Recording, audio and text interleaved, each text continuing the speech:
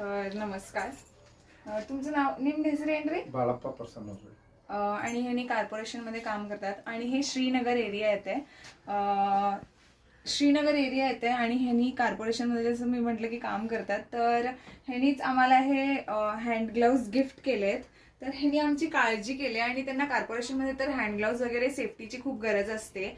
सगळी कामं तुम्हाला माहितीच असतात आणि तुम्ही सेफ्टीचं जसं बोलला किंवा त्यांनी आम्हाला दिले हे ग्लाउज, तर ह्याच्याने सुद्धा आता हे जरी हार्ड असले तरी हे आम्हाला हात फोल्ड करायला थोडं प्रॉब्लेम होते. ठीक आहे, ती एक गोष्ट वेगळी आहे की आम्हाला सेफ्टीसाठी म्हणून, पण ग्रिप नाही पकडत पट करून जसं आम्हाला विदाऊट ग्लाउज पकडते.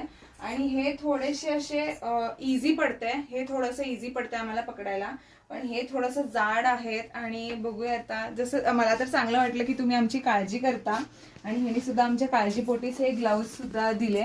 तर ह्या साईडला हे बहुतेक साप ह्यांना इथं वरती बाहेर आलेलं दिसलं, तर मी याला आता हळू पकडते. पण मी हे हलवीस तोपर्यंत सुद्धा तो साप तिकडचा हलू शकतो.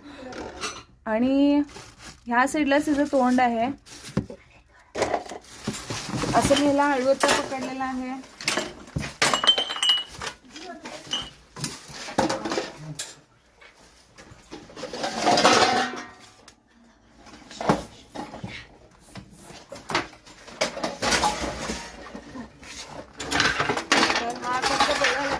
आताच जायचा प्रयत्न करायला लागला.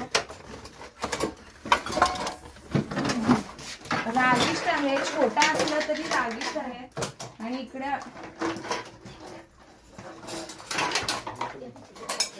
अडचणीची खूप जागा असली तर तो जायचा प्रयत्न करत असतो. आणि धामण आहे, बिनविषारी तर साप आहे, हा तुम्हाला एवढं कळालं.